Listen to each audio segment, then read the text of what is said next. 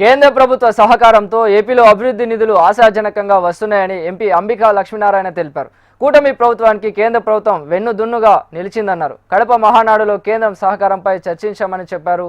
యువ నాయకుడు నారా లోకేష్ భవిష్యత్తు రాజకీయాలను ప్రభావితం చేస్తారంటున్న ఎంపీ అంబికా లక్ష్మీనారాయణతో మా Rayalaseema regional coordinator Praveen face to face.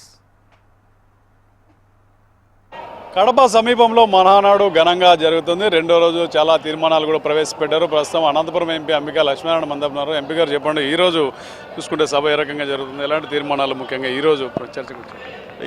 నిన్న సూపర్ 6 అని చెప్పేసి ఒక 6 సూత్రాల పథకాలు తీసుకోవడం జరుగుతుందండి. ఈ శాసనాల ద్వారా మేము ఆంధ్రప్రదేశ్ అభివృద్ధికి ఏ విధంగా ముందుకెళ్లాలనేటువంటి ఒక లక్ష్యంతో అన్ని రంగాల్లో కూడా ఆంధ్రప్రదేశ్ని అభివృద్ధి చేసుకోవాలి, అన్ని ప్రాంతాల్లో కూడా అభివృద్ధి జరగాలనే లక్ష్యంతో ప్రత్యేకంగా రాయలసీమ ప్రాంతంలో సాగునీటి సమస్యలకు సంబంధించినటువంటి నీటి సౌకర్యాన్ని, అదేవిధంగా తాగునీటి సౌకర్యంతో పాటు అనేక పరిశ్రమలు తీసుకొచ్చేటువంటి ఒక ప్రయత్నాన్ని ఈరోజు చేయడం జరుగుతుంది. ఇప్పటికే రాయలసీమ వ్యాప్తంగా సోలార్ మరియు విండ్ పవర్ని అనేక ప్రాజెక్టులు తీసుకురావడం జరిగింది. ఇంకా త్వరలో కూడా వేల కోట్ల రూపాయలు వెచ్చించి ప్రాజెక్టు వచ్చేటువంటి అవకాశం ఉంది. కాబట్టి వాటి అన్ని మీద కూడా చర్చ జరుగుతూ ఉంది.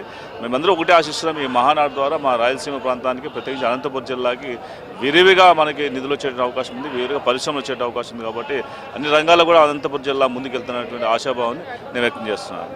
ఈరోజు ప్రధానంగా మౌలిక సదుపాయాల అభివృద్ధి కావచ్చు, అదేవిధంగా కేంద్రం సంబంధించి సహకారం కావచ్చు, వీటి మీద చర్చలో ఏ అంశాలు చర్చకు వచ్చాయి? అదే అండి, రాష్ట్రంలో ఉన్నటువంటి ఈరోజు అనేక నిధులు దాదాపు కేంద్ర ప్రభుత్వం నుంచి 70 పైచిలకు సంక్షేమ పథకాలు కానీ అభివృద్ధి పథకాలు కానీ మన కేంద్రం చేస్తున్నారు. వాటన్నిటి మీద కూడా ఒక పరిశీలన చేసి ఆ అభివృద్ధి కార్యక్రమం ద్వారా మన రాష్ట్రంలో ఉన్నటువంటి రైల్వే సమస్యలు కావచ్చు, రైల్వే లైన్లు కావచ్చు, ఇంకా కొత్త స్టేషన్లు కావచ్చు, కొత్త ట్రైన్లు కావచ్చు, ఈ విధంగా అనేకమైనటువంటి రైల్వే సంబంధించినటువంటి విషయాలతో పాటు కేంద్ర రాష్ట్ర ప్రభుత్వాల సమన్వయంతో ఇక్కడ ఇంకా భారీగా పరిశ్రమలు వచ్చే అవకాశం ఉంది. కాబట్టి వాటన్నిటి కూడా కేంద్ర ప్రభుత్వం ఆమోదం తీసుకొచ్చి ఇంకా పెద్ద ఎత్తున కేంద్రంలో ఉన్నటువంటి అన్ని యొక్క స్కీమ్స్ కూడా పూర్తి స్థాయిలో అమలు చేసేటువంటి ఒక రాష్ట్రంగా ఈరోజు బలంగా ఉండాలనే ఉద్దేశంతో ఈరోజు అన్ని ఆ కార్యక్రమం మీద చర్చ జరుగుతుందండి.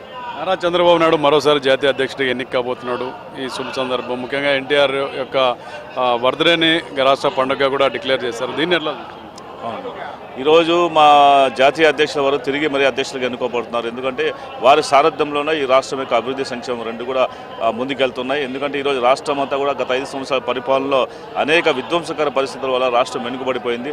తిరిగి రాష్ట్రాన్ని గాడిలో పెట్టి సంక్షేమ అభివృద్ధి ద్వారా రాష్ట్రాన్ని భారతదేశంలోనే నంబర్ 1 రాష్ట్రంగా తయారు చేయాలన్నటువంటి సంకల్పంతో ముందుకెళ్తున్నారు. కాబట్టి వారి సారథ్యంలోనే ఈరోజు రాష్ట్రంలో ఉన్నటువంటి ప్రజలందరూ కూడా సుఖ సంతోషాలతో ఉన్నారు. ఇంకా భవిష్యత్తులో అన్ని రకాల తలసరి ఆదాయం పెరిగి రాష్ట్రం కూడా అభివృద్ధి దిశగా వెళ్ళి మునుముందు భావితరాల వారికి, యువతకి అనేకమైనటువంటి ఉద్యోగాల కల్పనలో ఈరోజు నారా లోకేష్ గారు కృషి చేస్తున్నారు.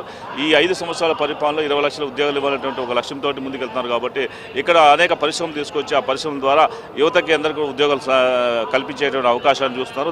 దాంతోపాటు ప్రత్యేకించి అనంతపురం, రాయలసీమ జిల్లాల్లో సోలార్ విండ్ పవర్ని ఎక్కువ తీసుకొచ్చి ఆ పవర్ ద్వారా ఈరోజు ఆ ప్రాజెక్టులు దాదాపు రీసెంట్గానే లోకేష్ గారు 22,000 కోట్ల రూపాయలతోటి గుత్తి దగ్గర ఒక ప్రాజెక్టుని శంకుస్థాపన చేయడం జరిగింది. అదేవిధంగా బడక్సర్ ప్రాంతంలో కూడా మళ్ళీ 15,000 కోట్ల రూపాయలతో అక్కడ ఒక ప్రాజెక్ట్ తీసుకురాబోతున్నారు. ఈ విధంగా సోలార్ విండ్ పవర్లలో ఈరోజు రాష్ట్రమే కాదు, భవిష్యత్తులో భారతదేశంలోనే అత్యధికమైనటువంటి ఒక పవర్ ప్రాజెక్ట్స్ ఉన్నటువంటి రాష్ట్రంగా అనంతపురం జిల్లా ఖచ్చితంగా పేరెన్నిక అవుతుందని నేను భావిస్తున్నాను. ముఖ్యంగా చెప్పండి, అనంతపురానికి గతంలో రావాల్సిన నిధుల్ని, ఆగిపోయిన నిధులను కూడా తెప్పించిన ప్రపోజ్ చేశారు పార్లమెంట్లో. చర్చలు ఏమైనా కూడా మీరు అయితే ఇప్పటికే ఈ వెనకబడిన జిల్లాలకు ప్రత్యేకమైన ఏమైనా కేటాయింపులు, వీటి మీద తీర్మానాలు ఏమైనా ఉన్నాయి? అవునండి, స్పెషల్ డెవలప్మెంట్ ఫండ్ కింద మన ఆంధ్రప్రదేశ్లో ఉన్నటువంటి 7 జిల్లాలకి రావాల్సిన నిధులన్నీ కూడా మేము మాట్లాడడం జరుగుతుంది. అవన్నీ కూడా అంటే భవిష్యత్తులో భారతదేశం నుంచి, అంటే సెంట్రల్ గవర్నమెంట్ నుంచి రావాల్సినటువంటి అన్ని నిధులు తీసుకొచ్చేటువంటి ప్రయత్నంలో భాగంగా ఈరోజు మేము చర్చ జరుగుతూ ఉంది. అన్ని రకాల సహాయ సహకారాలు మా ఎన్డీఏ ఉమ్మడి ప్రభుత్వంలో డబుల్ ఇంజిన్ సర్కార్లో జరుగుతున్నటువంటి నమ్మకంతో ముందుకెళ్తాం. తప్పకుండా అదేవిధంగా మేము కేంద్రం నుంచి కూడా మా సహకారం అందిస్తున్నారు. ఇది అంటే మొత్తం మీద అనంతపురం ఎంపీ చెప్తున్నారు, ఇప్పటికే చాలా తీర్మానాలు ప్రవేశపెట్టారు. కేంద్ర సహకారం మీద కూడా ప్రధానంగా ఈరోజు చర్చించే అవకాశం ఉంది. ప్రత్యేకంగా కేంద్రంతో రావాల్సిన నిధులు, వెనుకబడిన ప్రాంతాలు రావాల్సిన నిధుల పైన ప్రత్యేకంగా దృష్టి సారిస్తామని కూడా చెప్తున్నారు. కెమెరా పర్సన్ జయరామ్తో ప్రవీణ్, HMTV మహానాడు.